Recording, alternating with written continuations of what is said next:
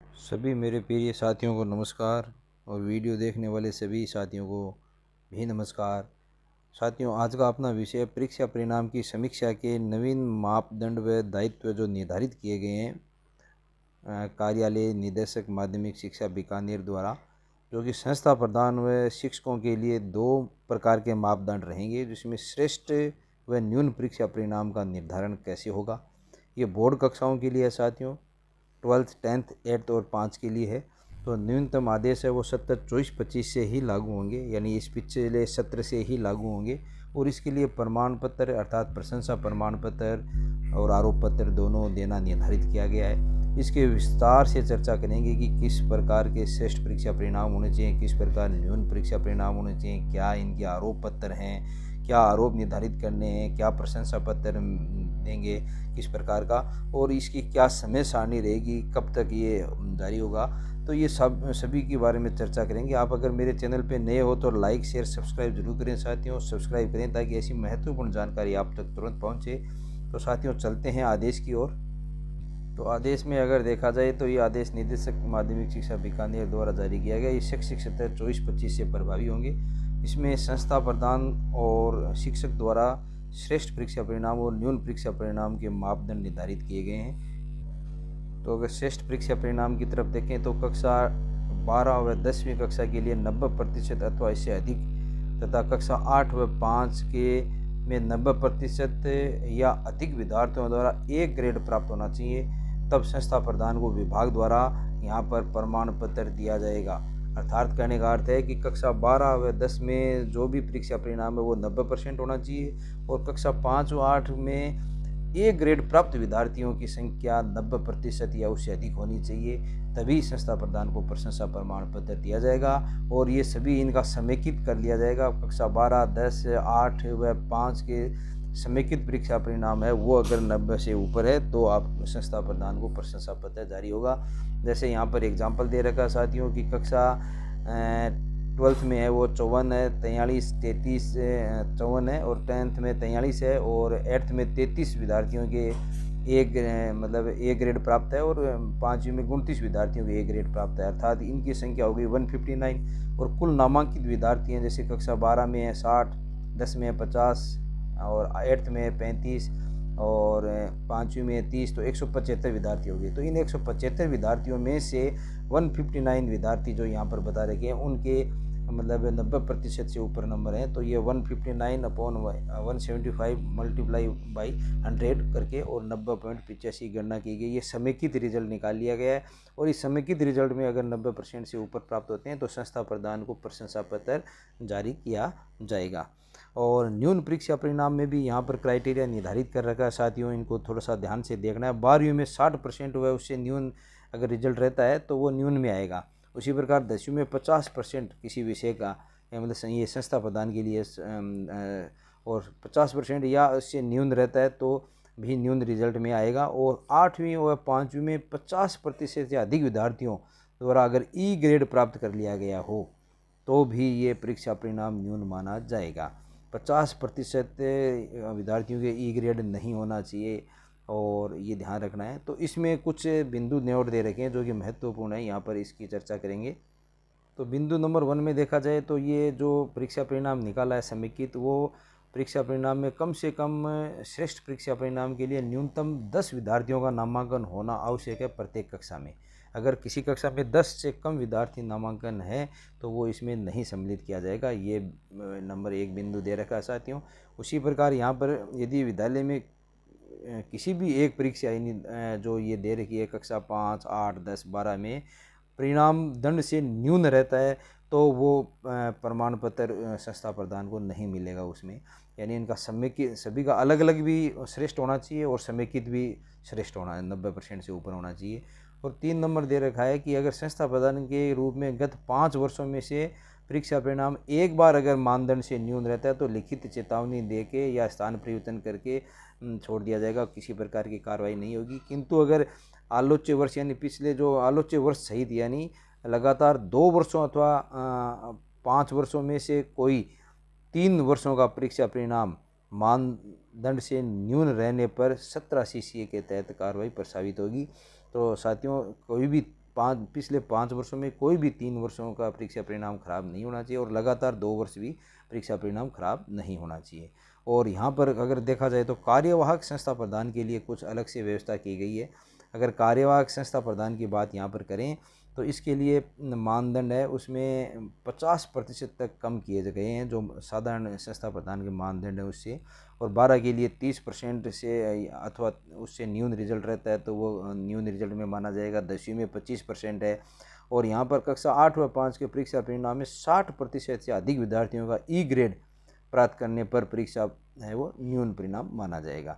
तो ये थोड़ा सा ध्यान देने योग्य बिंदु है कार्यवाहक संस्था प्रदान के लिए अलग है। उसी प्रकार साथियों शिक्षकों के लिए भी 2 प्रकार के मानदंड है, श्रेष्ठ परीक्षा परिणाम और न्यून परीक्षा परिणाम के। तो इसके भी देखते हैं क्या है। अगर शिक्षक लेवल पे देखा जाए साथियों तो वही है कि कक्षा 12 और 10 में कक्षा 12वीं एवं 10वीं में अध्यापन कराए गए विषय का बोर्ड परीक्षा परिणाम 90% या इससे अधिक होने पर रहने पर तथा कक्षा 8 व 5 में अध्यापन कराए गए विषय के परीक्षा परिणाम 95% या इससे अधिक विद्यार्थियों द्वारा ए ग्रेड प्राप्त करने पर शिक्षा विभाग द्वारा प्रमाण पत्र दिया जाएगा। ये महत्वपूर्ण बिंदु है। तो 12 व 10 के लिए 90% और कक्षा 8 व 5 के लिए 95% से अधिक विद्यार्थियों को ए ग्रेड प्राप्त होने पर प्रशंसा पत्र का प्रमाण पत्र विभाग द्वारा दिया जाएगा। और न्यून परीक्षा परिणाम की जहाँ तक चर्चा है तो यहाँ पर 12वीं कक्षा में अध्यापन जो विषय है विषय का बोर्ड परीक्षा परिणाम 70% होना चाहिए और 10वीं के लिए 60% से इससे न्यून नहीं होना चाहिए। और कक्षा 8 व 5 में अध्यापक जो विद्यार्थी करा रहे हैं L1 या L2 के तो विषय के परीक्षा परिणाम में 40% से अधिक विद्यार्थियों के ई प्राप्त करने पर संबंधित शिक्षक का परीक्षा परिणाम न्यून माना जाएगा। यानी 40% से अधिक विद्यार्थियों के या 40% विद्यार्थियों के ई नहीं आना चाहिए, ये ध्यान रखना चाहिए।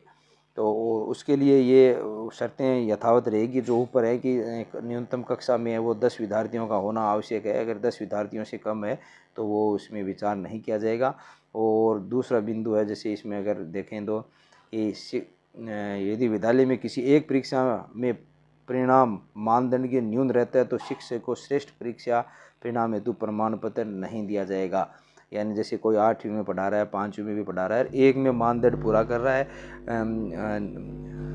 और दूसरे में मानदंड पूरा नहीं हो रहा है तो भी वो प्रमाण पत्र नहीं दिया जाएगा श्रेष्ठता का।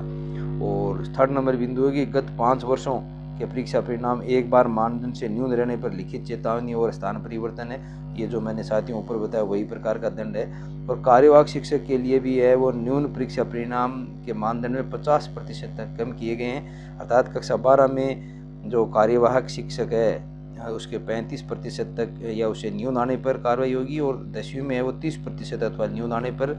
और कक्षा 5 या 8वीं में परीक्षा परिणाम 60%। यहाँ पर जो कक्षा 5 व 8 में परीक्षा परिणाम में 60% से अधिक विद्यार्थियों के ई ग्रेड प्राप्त करने पर परीक्षा परिणाम न्यून माने जाएंगे।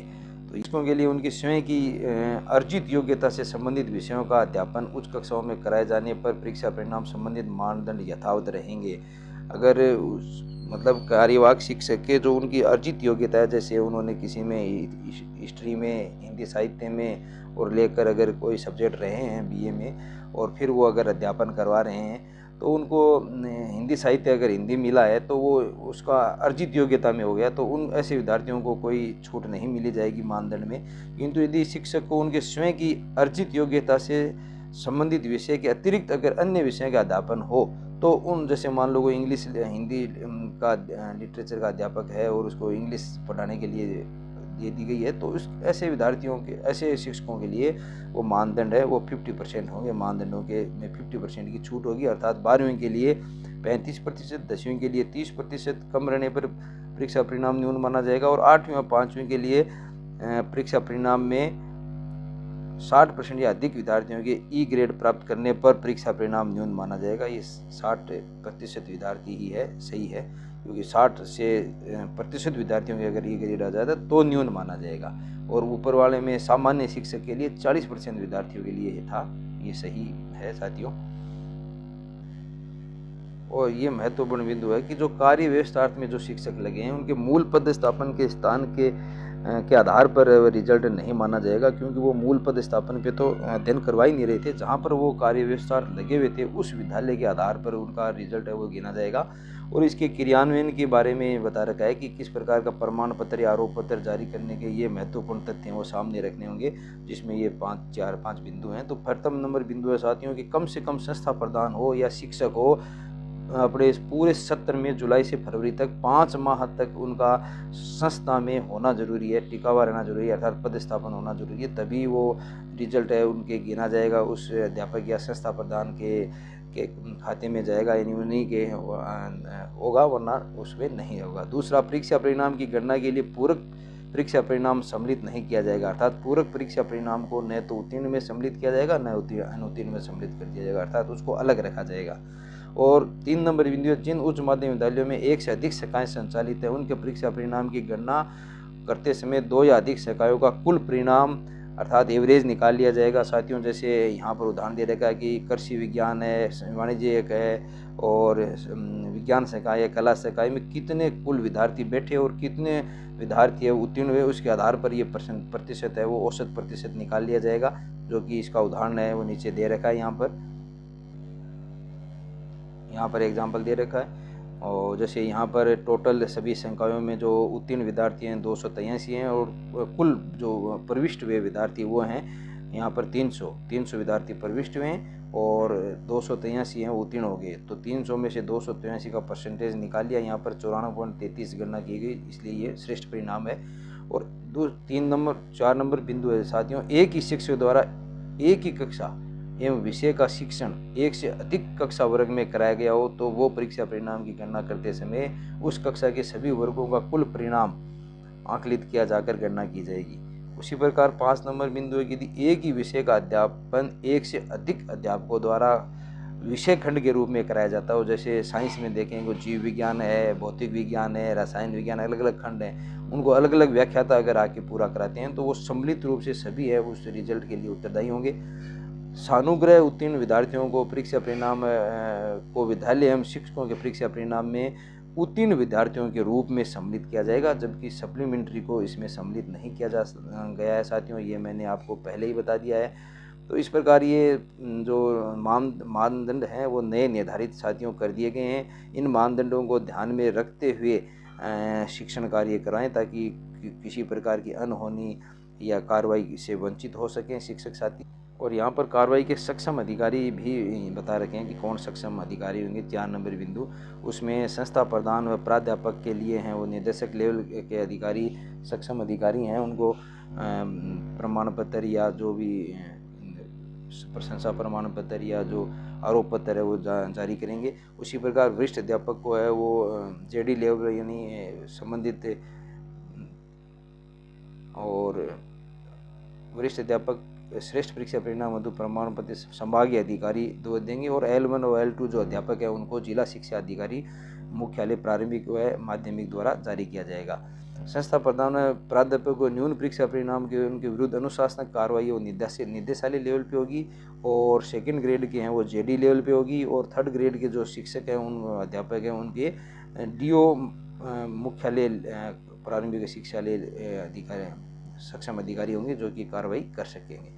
और समय सारणी भी साथियों इसकी पूरी यहाँ पर जारी कर दी। अगर समय सारणी देखें तो न्यून परीक्षा परिणाम वाले संस्था प्रधान व शिक्षक का निर्धारण 30 जुलाई तक कर लिया जाएगा। उसके बाद में विश्लेषण उपरांत आरोप पत्र जारी कर दिए जाएंगे 10 अगस्त तक।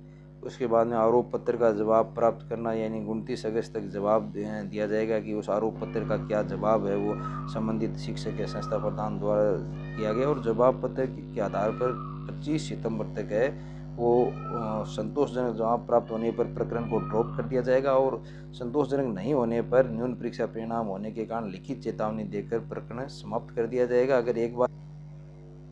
अगर जवाब संतोषजनक नहीं होने पर परीक्षा परिणाम लगातार 2 वर्षों अथवा गत 5 वर्षों में से 3 वर्षों के मापदंड से न्यून रहते हैं तो फिर व्यक्तिगत सुनवाई का नोटिस जारी किया जाएगा। वो 25 से 31 सितंबर तक रहेगा और व्यक्तिगत सुनवाई होगी इसके बीच में, और आरोप पत्र का निर्धारण कर निर्णय पारित कर दिया जाएगा 30 नवंबर तक साथियों। तो इस प्रकार की कार्रवाई से बचने के लिए मैं सभी शिक्षकों से आग्रह करूंगा कि वो समय समय पर बच्चों की क्लास लें, मेहनत करें, बच्चों को उत्कृष्ट रिजल्ट के लिए प्रेरित करें, ताकि इस प्रकार की अनहोनी और अवांछनीय कार्रवाई से बचा जा सके। आपका प्रिय दोस्त शुभचिंतक महीप सिंह राठौड़।